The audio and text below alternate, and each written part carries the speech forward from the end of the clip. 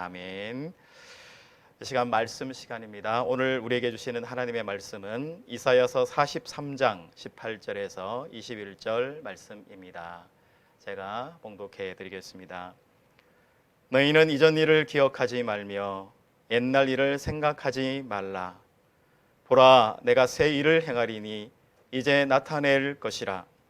너희가 그것을 알지 못하겠느냐?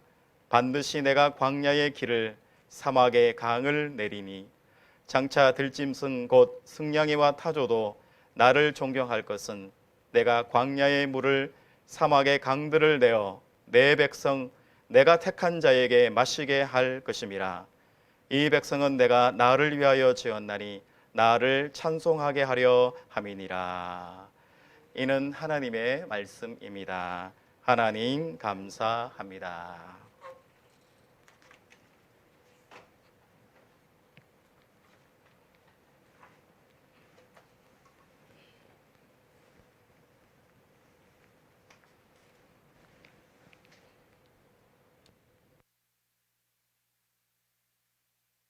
주일입니다. 우리 해보네임 주일을 맞았는데요. 이 해보네임 주일에 여러분 옆에 함께 예배 드리시는 분들과 인사 나눌 수 있으면 좋겠습니다. 우리 인사 나눌 때요, 이렇게 인사 나누시면 좋겠습니다. 덕분에 행복했습니다. 덕분에 감사했습니다. 네, 우리 옆에 분들과 덕분에 행복했고 덕분에 감사했다는 이 고마움의 표현을 좀 할 수 있는 그런 시간이 되었으면 좋겠습니다. 한국국학진흥원이 올해를 대표하는 사자성어를 두 개로 요약해서 보고를 하고 있는데요. 하나는 개신창래라는 말입니다. 개신창래.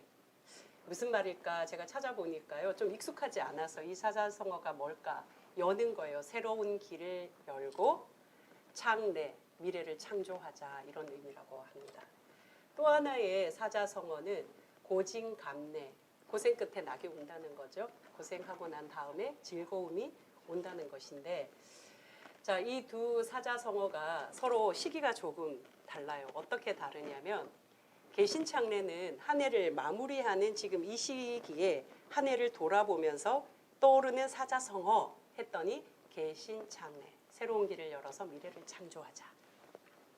그리고 2021년을 새롭게 시작하면서 이 한 해 어떤 마음으로 살아가시고 싶습니까? 이 한 해는 어떤 한 해가 되고 싶습니까? 라는 질문에 많은 사람들이 이 사자성어를 던지기를 고진감래. 그러니까 고진감래, 고생하면, 우리가 작년에 코로나 때문에 힘들었잖아요. 고생하고 나면 뭐가 온다는 거예요? 즐거움이 반드시 왔으면 좋겠다. 그런 바람이 있었겠죠. 그런데 한 해를 마무리하는 시간에 보니까 열심히 고생은 했는데 그만큼의 즐거움과 보람은 좀 기대하기 어렵다. 그러면서 이 코로나 시기에 우리가 어떻게 하면 이제 앞으로 조금 더 나은 삶을 살아갈 수 있을까?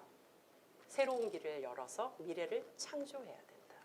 그러니까 무언가 이제 우리 살아가는 삶의 모드가 많이 달라졌다는 것을 담고 있는 것 같습니다. 오늘은 이사야 말씀을 통해서요, 길에 대해서 그리고 강에 대해서 한번 묵상해 보려고 합니다. 길, 강. 이 이사야서 우리 43장의 말씀은 굉장히 익숙하고 또 은혜 받는 그런 말씀이잖아요. 이 말씀에는 어떤 의미가 담겨 있을까? 이 길은 어떤 길일까? 이 강은 어떤 강일까? 여기에 대해서 묵상하기 전에 한 가지 질문을 던져보고 싶습니다. 우리가 함께 생각했으면 좋겠는데요. 믿음 생활을 한다는 거예요. 하나님을 믿는다는 것은 도대체 어떤 것일까? 우리 다 신앙생활 하잖아요. 열심히 예배도 드렸고 또 헌금 생활도 하고 또 여러 가지 모양으로 신앙인의 삶을 살아가는데, 신앙생활을 한다는 것, 하나님을 믿는다는 것은 도대체 어떤 의미일까라는 거죠. 믿음이 뭔가? 여러분 어떻게 대답하시겠어요? 믿음이 뭔가? 믿음은요, 내 삶을 좀 유익하게 해주는 거예요.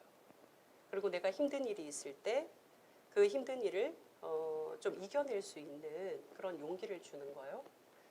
내가 답답하고 어려울 때 나를 좀 위로해 주는 거예요. 그리고 뭔가 내 삶에 좀 건조하고 각박할 때 그 삶의 윤활유처럼 뭔가 보탬을 주는 거예요. 그리고 누군가를 의지하면은 굉장히 좋잖아요. 여러분, 믿음 생활이 이런 것일까? 많은 사람들요, 되게 많은 사람들은 믿음 생활, 너 교회 다니니? 하며 뭐라고 이야기하냐면, 너도 종교 생활 하는구나. 우리가 사람들에게 이렇게 묻잖아요. 여가 생활 하시나요? 문화 생활 하시나요? 종교 생활 하시나요? 문화, 종교, 여가 비슷한 의미로 종교 생활 하시나요? 조금 더 수준 있는 삶을 사시나요? 조금 더 여유 있는 삶을 사시나요? 조금 더 생각하며 사시나요? 뭐 이런 내용들의 질문 아닐까요? 많은 사람들이 왜 믿음 생활을 하냐, 왜 신앙 생활을 하냐, 왜 하나님을 믿냐고 할 때 제가 좀 전에 말씀드렸던 그 내용들을 거의 대부분 90%에서 100% 이야기를 해요. 의지할 것, 위로받을 것, 내 삶에 뭔가 버팀목을 찾을 것, 내 삶에 이 위기를 좀 넘어갈 수 있는 힘을 공급받는 것, 그리고 뭔가 내 살아가는 삶에 유익을 주는 것. 만약에 그러하다면 저는 이렇게 되묻고 싶습니다. 그러면 꼭 기독교여야 되나요? 그런 종교 생활은 꼭 기독교여야 하는가? 기독교여야만 그것이 가능한 건가? 굳이 하나님이어야 되나? 불교도, 유교도, 도교도 내 마음에 맞는, 내 정서에 맞는, 내 뭔가 모두에 좀 적합한 그런 것을 찾아가면 되지 않을까요? 굳이 하나님이어야 하나? 굳이 기독교여야 하나? 이 질문을 하게 되는 거죠. 만약에 여러분이 좀 전에 우리가 나누었던 그런 내용으로 내가 신앙생활을 한다면, 내가 하나님을 믿는 거라면 멈추셔도 좋을 것 같습니다.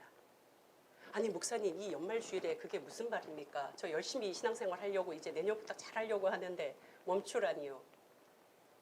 그런 이유라면 내 삶에 조금 유익을 주는 거, 내 힘들 때 조금 넘어가게 하는 거, 그리고 내 마음에 위안을 주는 거, 위로받게 하는 거, 뭔가 여가 생활, 문화 생활 같은 종교 생활 하는 거, 그런 거라면 멈추셔도 된다는 말씀입니다.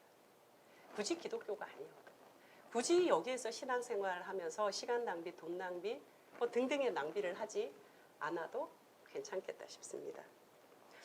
이제 본격적인 이야기를 조금 해볼까요? 우리가 하나님을 믿는다는 것, 추상적인 걸까요? 믿음 생활, 보이지 않는 그 하나님을 바라보고 살아간다는 것, 그 하나님을 내 삶 속에 모시고 산다는 것, 이거 추상적인 이야기일까요? 조금 막연하고 붕 떠있는 그런 이야기일까요? 믿음이, 하나님을 믿는다는 것이 추상적이고 막연한 이야기일까? 아닙니다. 신앙생활, 믿음생활, 하나님을 믿는다는 것, 이것은 구체적인 이야기입니다. 현실의 이야기입니다. 구체적이고 현실의 이야기입니다. 예를 들면 이런 겁니다. 우리가 열심히 밥 먹고 살기 위해서 돈을 법니다. 여러분, 돈을 번다는 거, 이거 추상적인 이야기입니까? 구체적인 이야기입니까? 구체적인 이야기죠. 추상적인 어떤 행위입니까? 현실의 행위입니까? 현실이죠. 밥을 먹고 살아야 되잖아요. 돈을 벌어야 되잖아요. 이게 현실의 이야기거든요. 번 돈을 쓰는 거, 추상적인 일입니까? 아니면 현실의 일입니까? 현실의 일이잖아요. 돈을 벌고 돈을 쓰는 거 굉장히 현실이죠. 먹는 거, 추상적인 거 아니죠. 잠을 자는 거, 추상적인 거 아니죠. 다 현실입니다. 직장 생활하는 거, 가정을 가지는 거, 결혼을 하는 거, 아이를 낳는 거, 그 아이를 키우는 거, 그 아이를 밤마다 재우는 거, 다 현실적인 이야기입니다. 추상적인 것은 아무것도 없습니다. 다 신앙에 관한 이야기고 믿음의 이야기입니다. 믿음이 현실이라고 했을 때, 믿음이 구체적인 것이라고 했을 때 그 구체적이다, 현실이다 안에는 결혼하는 이야기, 돈 버는 이야기, 돈 쓰는 이야기, 아이 낳는 이야기, 애 키우는 이야기, 직장 생활하는 이야기, 관계 맺는 이야기, 모든 것이 다 포함되어 있습니다. 그런데 우리가 착각하는 것이 있어요. 결혼이 믿음에 관한 것이다 하면 이렇게 착각하는 거죠. 아, 맞아. 배우자를 잘 만나야 돼. 하나님께서 원하시는 그런 배우자를 만나야 돼. 어떻게 하면 될까? 내가 40일 동안 새벽 기도를 해야 되겠다. 내가 40일 동안 금식을 해야 되겠다. 실제로 제 주변에 오래전인데요. 상담을 요청하신 우리 권사님이 한 분 계셔요. 그 권사님이 이렇게 말씀을 하시더라고요. 너무나 소중한 당신의 아들인데 이 아들이 믿음 생활을 이렇게 좀 잘하지 못했다는 거예요. 그래서 이 권사님의 소망은 좀 믿음의 며느리를 만나서 우리 아들이 믿음도 좀 성장하고 또 이제 손주가 생길 텐데 그 손주가 신앙 안에서 잘 자라줬으면 좋겠다. 그래서 당신이 40일을 금식하며 새벽 기도를 나갔다는 거예요. 오로지 믿음의 며느리, 정말 믿음 좋은 며느리가 들어왔으면 좋겠다는 거예요. 아, 그런데 기도가 응답이 되셨나 봐요. 믿음의 며느리가 들어왔고 장모님, 권사님 가정에 자매가 아들과 결혼을 하게 되었다는 거예요. 응답을 받아서 너무 좋았다는 거예요. 그 며느리가 너무 귀하더라는 거예요. 그런데 이 권사님께서 저한테 상담한 내용은 뭐냐면 이 가정이 깨지게 돼 있다는 거예요. 이 가정이 이제 곧 법적인 절차를 밟게 되는 그런 상황이라는 거예요. 내가 그토록 정말 눈물을 흘리면서 기도했는데 내가 다른 거 욕심 없이 그냥 뭐 돈 많고 뭐 직업이 좋고 스펙이 좋은 그런 게 아니라 오직 믿음만 좋은 믿음 좋은 며느리를 그렇게 기도하면서 내가 40일 동안 금식을 하고 목사님 제가 새벽에 그 추운데도 새벽 기도를 하고 했는데 이 가정이 지금 깨지게 됐다는 거예요. 믿음의 며느리라고 생각하고 믿음으로 신앙으로 결정을 했는데 왜 이 가정은 깨져야 될까요? 왜 깨져야 하는 위기에 봉착했을까요? 저는 목회하면서 이런 사례가 굉장히 많다는 사실을 잘 알고 있습니다. 허다하게 경험합니다.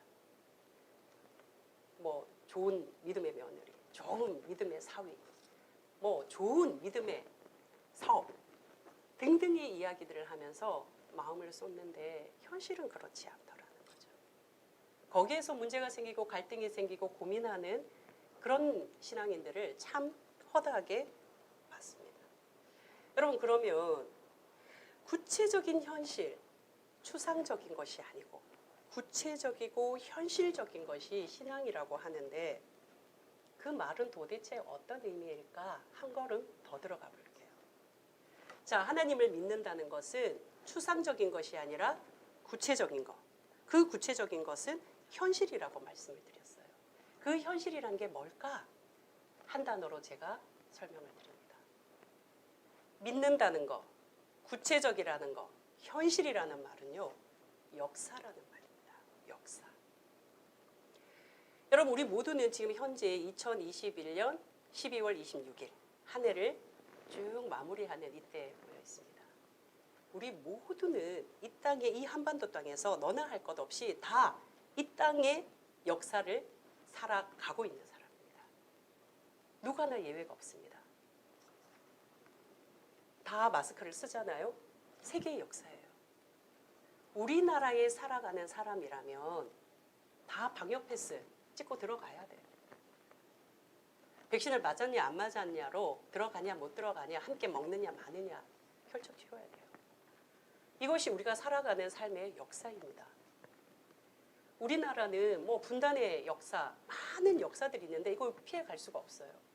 역사라는 거는 그러한 거죠. 일어나는 일에 대해서 예외 조항 없이 우리 모두가 경험하는 거 그거 역사 아닙니까? 그런데 그 역사, 그 현실이라는 거 신앙이라는 거, 하나님을 믿는다는 거 바로 우리가 하나님을 믿는 것이 역사라고 하는데 이 역사와 우리가 살아가고 있는 이 대한민국 한반도 땅, 이 세계의 역사와 어떤 연관성이 있나 이것을 아느냐 모르느냐가 신앙의 중심축에 결정적인 영향이 된다는 사실이에요. 조금 더 들어가 볼게요. 성경은 어느 역사를 다루고 있죠? 어떤 역사를 배경으로 하고 있습니까? 이스라엘의 역사이죠. 아주 아주 작은 그 약소국가, 작디 작은 이스라엘의 역사를 배경으로 하고 있어요. 그것도 현대 이스라엘 아니에요. 고대 이스라엘이에요. 그 고대의 이스라엘을 성경은 역사적 배경으로 가지고 있어요. 그래서 우리는 성경을 읽을 때마다 어려운 거예요. 우리나라 역사가 아니니까. 이 왕들의 이름도 나오는 이름들도 다 생판 모르는 이름이잖아요. 그러니까 딱 읽으면서 뭐 족보 나오고 왕들 나오면 머리 딱 아프고 성경 닫아버리는 거죠. 상관이 없는 거예요. 그런데 이 이스라엘뿐만 아니라 이스라엘을 주변 사고 있는 바빌로니아, 이집트, 페르시아, 이 모든 강대국의 역사들이 이 성경 속에도 같이 다 담겨져 있어요. 그런데 여러분 잘 생각해 보십시오. 분명히 이스라엘을 배경으로 하고 이스라엘 주변 국가들을 배경으로 하는데 이 역사를 주관하고 이 역사를 다스려가고 이 역사를 인도해 가시는 분이 누구예요? 성경 속에 바로 하나님이잖아요. 그러면 배경은 이스라엘의 역사, 배경은 이집트, 배경은 페르시아, 배경은 바빌로니아예요. 궁극적으로는 누구의 역사일까요? 성경은 하나님의 역사를 말씀하고 있는 거죠. 이것을 우리의 삶으로 가지고 와볼까요? 그 하나님의 역사는 단지 고대 이스라엘 그 주변 국가들에게만 영향을 주고 거기에만 통치하시는 하나님인가? 아니죠. 미국도 영국도 중국도 이 땅에 살아가는 모든 사람들, 그 모든 사람들의 나라, 국가, 이 모든 것을 주관하시는 분 하나님. 그 하나님은 온 인류의 창조자이자 온 우주의 창조자 아니십니까? 그러기에 온 인류를 움직여 가시는 분, 다스리시는 분, 통치하시는 분, 역사의 주인이신 거죠. 그 하나님이 내 삶의 역사도 움직여 가시는 거죠. 그렇다면 여러분 이제 이 두 가지 연결해 보셔야 돼요. 믿음은 하나님을 믿는다는 것은 붕뜬 이야기 아니다. 하나님을 믿는다는 것은 추상적인 거 아니다. 하나님을 믿는다는 것은 단지 여가생활, 문화생활, 종교생활 아니다. 하나님을 믿는다는 것은 구체적인 것이다. 하나님을 믿는다는 것은 현실이다. 그 현실은 역사이다. 자, 이 역사가 성경 속에서 이스라엘을 통하여, 바벨론을 통하여, 페르시아를 통하여, 이집트를 통하여 하나님의 역사로 우리에게 보여졌어요. 그러면 이 하나님의 역사가 우리의 삶, 우리가 몸담고 있는 것, 우리가 발딛고 있는 이 모든 것을 통틀어서 역사이다. 그러니 정리하면 믿음은 모든 것이다. 신앙은 내 삶의 모든 것이다. 하나님을 믿는다는 것은 모든 것, 전부이다. 여러분 이 차이를 잘 안다면 우리의 신앙생활, 우리가 하나님을 믿는 것은 완전히 달라지게 될 것입니다. 그런데 성경을 보십시오. 하나님을 믿는 이스라엘 백성들의 그 역사, 그 흔적들을 보시면 난리 뭐 한때 드라마에서 그랬잖아요. 6.25 때 난리는 난리도 아니다 그러는데 정말 난리도 아니죠. 그 적나라한 이야기를 성경 속에 다 펼쳐내십니다. 소위 경전이라고 하면 뭔가 이렇게 그럴듯해야 되잖아요. 좀 고상하고 기품이 있고 품이 있고 뭔가 이렇게 고급진 그런 내용들이어야 되는데 성경은 전혀 그렇지 않아요. 성경은 인생살이의 적나라한 모습을 다 드러내고 있어요. 며느리가, 시아버지가, 뭐 아들이 다 드러내고 있거든요. 그 성경의 이야기들을 보면 인간이 얼마나 악한지를 보게 되는 거죠. 우리가 살아가는 이 역사의 삶이 얼룩지다 못해서 시커멓게 검게 드리워져 있다는 것을 알게 되죠. 그래서 믿음은 뭔가? 그래서 하나님을 믿는다는 것은 뭔가? 그 검게 드리워져 있는 그 검은 그림자 가운데 불을 밝히는 거라고요. 무슨 불? 진리의 불이거든요. 하나님을 믿는다는 거. 믿음 생활을 한다는 거.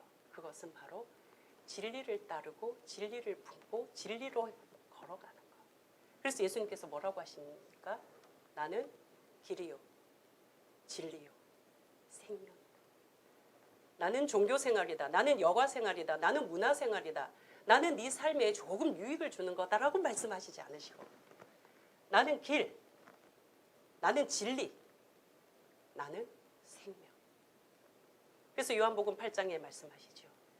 진리를 알지니 진리가 어떻게 한다고요? 너희를 자유케 한다고 말씀하시죠. 이 진리가 우리의 삶을 완전히 다스려 줄 때 우리의 삶이 자유로울 수 있다는 말씀입니다.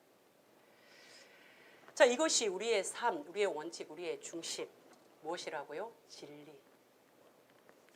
그래서 우리가 이런 말씀을 많이 하죠. 믿음은 해석입니다. 이 맥락에서 이해해야 믿음이 왜 해석인지가 깨달아지는 거예요. 믿음은 해석입니다. 그 파편, 조각적인 그 쪼가리들의 해석이 아니고요. 왜 믿음이 해석이다라고 말하냐면 우리의 전부잖아요, 믿음이. 하나님을 믿는다는 것은 구체적이고 현실이고 그건 역사라고 말씀을 드렸고 전부예요, 전부. 부분이 아니라 모두, 통째, 전부예요. 그래서 해석인 거예요. 우리 모두는요, 특별한 삶을 살지 않아요. 저 사람의 삶이 아주 유독 다르고 내 삶이 아주 이쪽 방향이고 거의 그렇지 않아요. 대부분 비슷비슷해요. 대부분 고민, 대부분의 갈등 들어보면 비슷비슷해요. 내 삶이 너의 삶이고 너의 갈등이 나의 갈등이고 너의 고민이 나의 고민일 때가 많아요. 시차가 조금 있을 뿐이죠. 정도의 차이가 있을 뿐이죠. 거의 비슷비슷한 것으로 우리는 고민하고 걱정하고 불안해하고 거기에 갈등을 느끼며 살아갑니다. 그런데 그 비슷비슷한 크게 다르지 않는 부분을 내가 무엇을 기준으로, 무엇을 원칙으로, 무엇을 중심으로 그 문제들을 해석해 가느냐. 이게 중요하다는 거죠. 믿음은 진리, 진리의 키를 비춰보는 거예요. 그 문제에 진리의 키를 이렇게 넣어보는 거예요. 진리의 저울 속에 달아보는 거예요. 진리의 거울에 비추어 보는 거예요. 이 문제를 어떻게 풀어가야 하는지, 이 문제는 어떻게 해석해야 되는지, 도대체 이 사람은 내가 어떻게 받아들여야 되는지, 이 문제는 도대체 내가 어떻게 접근해야 되는지, 뭘로요? 진리로, 진리의 키로, 진리의 저울로, 진리의 거울 앞에 비추어 보는 거예요. 맞구나. 이거 아니구나. 이거 틀렸구나. 이래야 되는구나. 그 진리의 기준 앞에, 원칙 앞에, 중심 앞에 세워보면 거기에서 해석이 되어진다는 거죠. 이렇게 가야 하는구나. 이게 이렇게 해결을 봐야 되는구나. 그러면 기도는 언제 해요? 진리는 하나님의 말씀은 분명하게 우리에게 얘기하거든요. 야, 멈춰야 돼. 야, 그거 안 돼. 그건 길 아니야. 그럴 때 나는 그 길을 너무 가고 싶은 거예요. 난 그 길을 너무 원하는 거예요. 그때 기도하는 거죠. 하나님, 난 이 길이 땡긴다니까요. 하나님, 나는 이 길이 보인다니까요. 나 이 길 가고 싶다니까요. 그때 기도가 나오는 거예요. 하나님, 나 어떻게 해요? 난 이거 보고 싶은데, 나 이거 가고 싶은데. 하나님, 이쪽이라고 말씀하시는데 나 머리로는 아는데요. 내 감정이 안 돼요. 내 마음이 안 돼요. 그때 무릎 꿇고 기도하는 거예요. 하나님 도와주세요. 하나님 도와주시면 제가 할 수 있을 것 같아요. 그때 기도하는 거예요. 내 욕심, 내가 원하는 걸 찾기 위해서 기도하는 게 아니라 진리의 키를 딱 끼워보고 진리의 거울에 딱 비춰보니까 내가 잘못됐구나. 이게 중요한 것이 아니구나. 이게 우선이 아니구나. 아, 이거는 이렇게 해야 되는구나. 아는데 안 되는 거예요. 아는데 우리 마음이 안 움직이는 거예요. 아는데 어려운 거예요. 그거라고 말씀하시는데 가기 싫은 거예요. 그럴 때 하나님 앞에 무릎을 꿇고 기도하는 거예요. 하나님, 나 안 돼요. 안 돼요. 아, 나 정말 이러고 기도하는 거죠. 중요한 것은 신앙생활은 종교생활이 아니라는 거예요. 그리고 하나님을 믿는 것은 내 삶의 모든 것이라는 거예요. 자, 이제 이런 관점으로 오늘 본문을 들여다보기를 원합니다. 오늘 이사야서는요 66장으로 되어 있습니다. 결론부터 말씀드리면 이 66장이 한 통이 아니라는 거예요. 하나의 맥락으로 쭉 1장부터 66장까지 이어지는 게 아니라는 거예요. 세 부분으로 나뉘어집니다. 1장부터 39장까지, 40장부터 55장까지, 56장부터 66장까지 총 세 파트로 나뉘어져요. 왜 세 파트로 나뉘어지냐면 이 말씀을 밀고 있는 배경, 깔고 있는 배경이 다르다는 거예요. 그래서 우리가 생각하는 이사야 1장부터 39장, 40장부터 55장은 전혀 다른 배경에서 말씀을 전하고 있구나. 그래서 뭐라고 이야기하냐면 제2 이사야, 다른 사람이다. 56장부터 66장 또 다른 내용이네. 제3 이사야. 오늘 본문은 두 번째 토막에 위치해 있습니다. 바로 43장이죠. 이 43장은 어떤 배경을 하고 있나? 이스라엘 백성들이 하나님을 거역해요. 계속 악을 행해요. 예언자를 통해서 계속 말씀하시죠. 너 망한다, 죽는다. 그렇게 까불면 너희 끝난다. 안 믿어요. 계속 그 길 가요. 어떻게 하죠? 말씀하신 대로 이스라엘 백성들, 그 남왕국 유다, 북왕국 이스라엘 쫄딱 망하게 해요. 그리고 바벨론으로 끌려가요. 곧 돌아오리라 하지만 하나님은 예언하셔요. 곧 못 돌아온다. 70년이 지납니다. 이 이스라엘 백성들에게 바벨론이라는 나라는요, 강대국, 초강대국, 세다, 제국이다. 절대로 안 무너진다. 마치 우리나라 70년대, 80년대, 뭐 지금도 마찬가지지만 성조기를 막 흔들고 미국 절대로 안 무너진다 하는 그 어떤 뭐라고 할까요? 그런 믿음? 이스라엘 백성들에게 바벨론은 절대로 안 무너진다. 절대로 무너지지 않는다. 근데 하나님 말씀하시는 거예요. 끝난다. 너희 돌아갈 거다. 너희 다시 고국으로 돌아갈 거다. 바로 이 바벨론 포로의 끝자락부터 시작해서 하나님 말씀하신 대로 망해요. 어느 나라에 망하냐면 페르시아에게 망합니다. 그 무너지지 않을 것 같다던 바벨론이 확 무너져 버린다고요. 그리고 페르시아의 왕 고레스가 세워집니다. 북방의 한 왕을 일으켜서 하고 하나님은 계속 예언을 하셨어요. 말씀을 하셨어요. 너희는 돌아가게 될 것이다. 바로 제2 이사야, 오늘 말씀의 맥락은 여기에 있어요.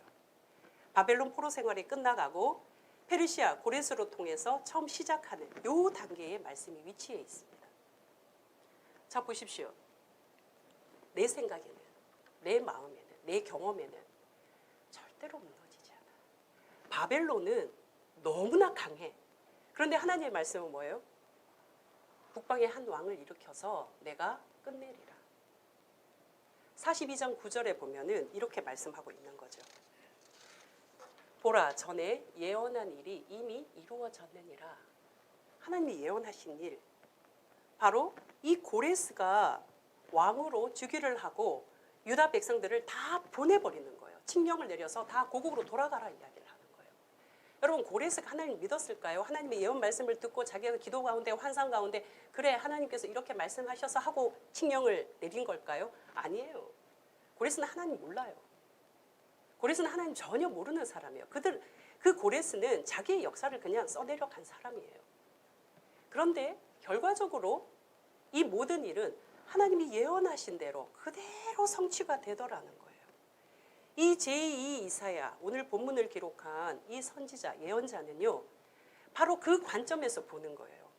역사의 주관자이신 하나님, 고레스 자기는 그 본인은 정작 알지 못하지만 이 모든 것을 주관하시는 분이 하나님이시다. 이 하나님께서 우리를 돌려보내셨다. 하나님께서 말씀하신 대로 이루셨다. 그러니 오늘 본문인 거예요.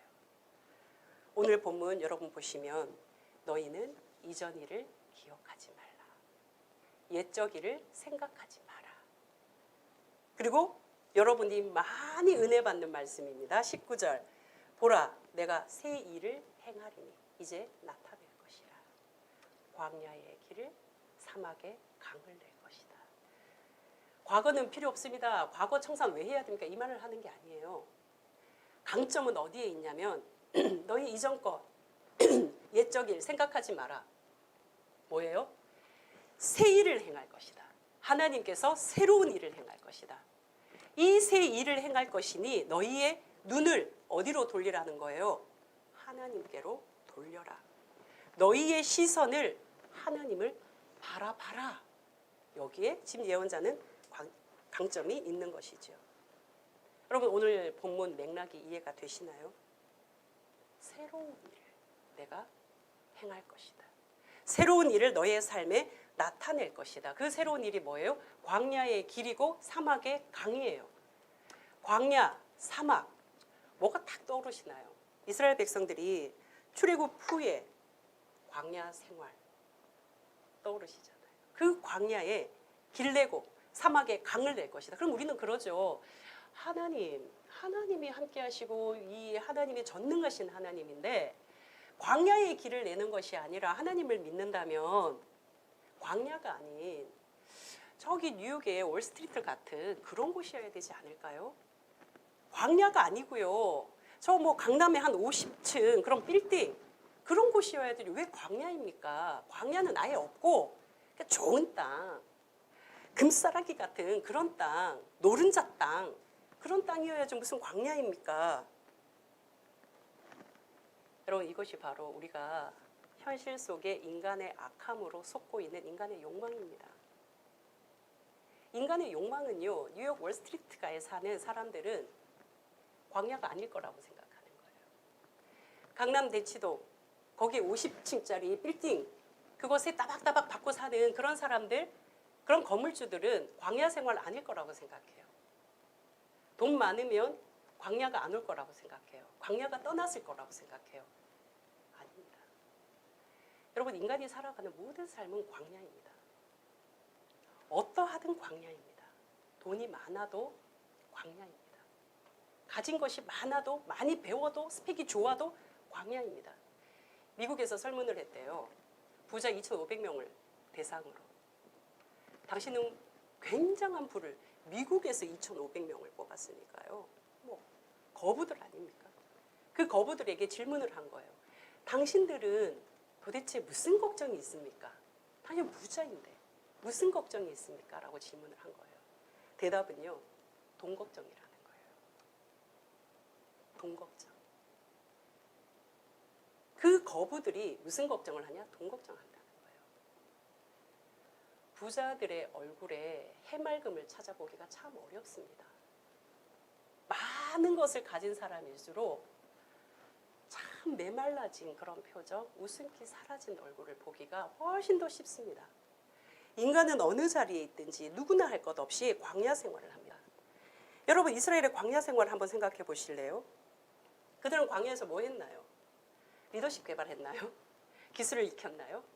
인간관계의 뭐 효율적인 거 그런 거 배웠나요? 아니에요. 이스라엘 백성들의 광야 생활은 딱 하나예요.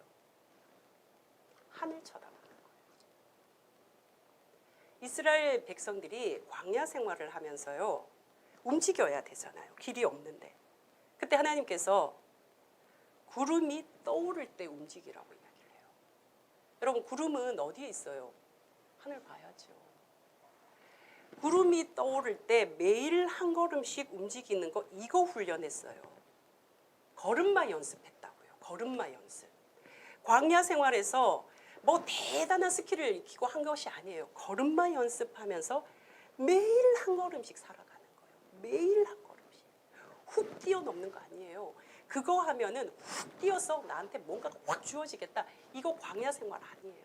이스라엘 백성들이 그거 배운 거 아니에요. 매일 한 걸음. 아유 하나님 오늘 난 컨디션 좋은데요. 오늘은 난 한 100걸음요. 쫙 달릴 수 있는데요. 그런 마음 들 수 있잖아요. 아니에요. 구름이 떠오르면 걷는 거예요. 아무리 내 컨디션이 좋아도 구름이 멈추면 나도 멈추는 거예요. 그것을 광야 생활 속에서 배워간 거예요. 여러분 구름을 보려면 하늘을 봐야 해요. 여러분 하늘 몇 번 보셔요? 하루에 하늘 얼마나 보셔요? 저는 돌아보니까 의식하지 않으면 제가 의지를 가지지 않으면 하늘 잘 안 보게 되거든요. 우리의 눈은 자연스럽게 아래를 향해서 가거든요. 그런데 하나님은 위, 하늘 바라고 우리에게 말씀하시는 거예요. 자연스러운 것이 아니기 때문에 하늘을 보는 것은 연습이 필요하고 훈련이 필요한 거예요. 그래서 광야 생활에서 하늘 보는 연습, 훈련 그것을 하는 것이죠. 이렇게 파도를 타잖아요. 겨울에도 이 파도를 타더라고요. 제가 얼마 전에 그 바닷가를 가봤더니 바다에서 파도를 막 타고 서핑이라고 하는데 그 서핑하는 사람들을 서퍼라고 하잖아요. 이 서퍼들에게 가장 중요한 것은 균형 잡기. 그죠? 균형을 잘 잡아야 되는데 이 균형을 잘 잡으려면 우선적으로 필요한 게 요구되는 게 있다는 거예요. 훈련되어져야 되는 거. 시선이라는 거예요. 시선. 그래서 이 서퍼들을 가르치는 강사들이 이렇게 막 외친다고 해요. 발밑을 보지 마세요. 앞을 보세요. 내가 가려고 하는 그 방향을 보시라고요. 이렇게 막 외친다고 해요. 발밑을 보는 순간 균형이 깨지거든요. 발밑을 보는 순간 중심을 놓치거든요. 넘어지죠. 발밑 보지 마세요. 앞을 보세요. 그리고 내가 가려고 하는 그 방향을 보세요. 우리가 가야 할 인생의 방향. 발밑이 아니라 하늘을 바라보는 시선. 하나님을 바라보는 시선. 바로 그것이 이스라엘 백성들이 광야 생활 속에 연습하고 길러진 거예요. 먹을 것이 없어요. 광야 생활 속에 먹을 것이 없을 때 하나님 뭐라고 말씀하셔요? 내가 만나와 메추라기 주겠다. 만나와 메추라기가 땅에서 솟아 나오나요? 누가 이웃이 저 강대국들이 전해주나요? 아니었어요. 광야 생활 가운데 이스라엘 백성들이 먹었던 만나와 메추라기는 하늘에서 내려왔어요. 하늘 보는 연습. 시선을 하늘로 올리는 연습을 계속 했다는 거예요. 하늘을 본다는 것. 하나님의 기준과 원칙으로 살아간다는 것입니다. 진리의 삶을 살아간다는 것입니다. 하나님이 맞다고 하시는 것, 하나님이 옳다고 하시는 것에 내 삶을 옮겨 놓는 것입니다. 여러분, 이것이 길입니다. 광야의 길. 그 길을 걷는 자에게 사막의 강과 같은 쫄쫄쫄 흐르는 것이 아니라 강과 같은 넘치는 넉넉한 물을 마시게 해주신다는 것입니다. 사랑하는 교회 여러분, 2021년 해보냄 주일, 마지막 주일입니다. 주님을 따르는 그리스도인은요, 도박 같은 삶을 살지 않습니다. 마른 땅에 황금 캐는 그런 기적, 그거 꿈꾸고 허황되게 살아가지 않습니다. 아무것도 보이지 않는 그런 광야이지만, 그런 척박하고 메마른 광야 땅이지만 그곳에 길이 있습니다. 주님이 우리의 길이십니다. 주님을 바라보고 주님을 향하여 걸어가는 그 자에게, 그 사람에게 주님은 길을 보여주십니다. 강에서 물을 마시게 해주십니다. 한 해를 마무리하는 시간입니다. 우리의 시선이 어디 있는지요? 어디를 바라보고 있는지요? 우리 부부의 시선은 어디를 향하고 있는지요? 우리 가정은 어디를 쳐다보고 있는지 돌아보고 점검하고 살펴보는 한 주간이 되었으면 좋겠습니다. 그래서 우리를 향해서 새로운 일을 행하실 그 하나님을 바라보고 그분께 시선을 고정하며 살아갈 수 있기를 주님의 이름으로 축원합니다. 우리 함께 응답의 찬송 부르시겠습니다.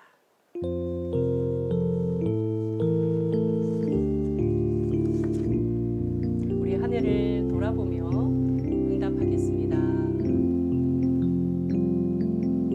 이 말씀 따라 사는 동안 지치지 않게 하시고 이 말씀 따라 사는 동안 주님 나라 이루소서. 한 번 더 찬양합니다. 이 말씀 따라 사는 동안 지치지 않게 하시고 이 말씀 따라 사는 동안 주님 나라 이루소서.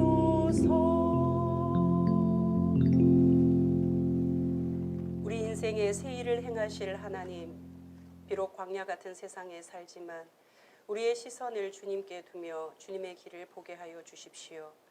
하나님을 믿는다는 것이 내 삶의 전부요 모든 것의 선택과 결정임을 기억하게 해 주십시오. 한 해를 매듭짓는 해보냄 주일에 무너진 삶의 원칙과 기준을 세우고 진리이신 주님을 내 삶의 중심에 모십니다. 오셔서 다스려 주시고 인도하여 주십시오. 예수 그리스도의 이름으로 기도합니다. 아멘.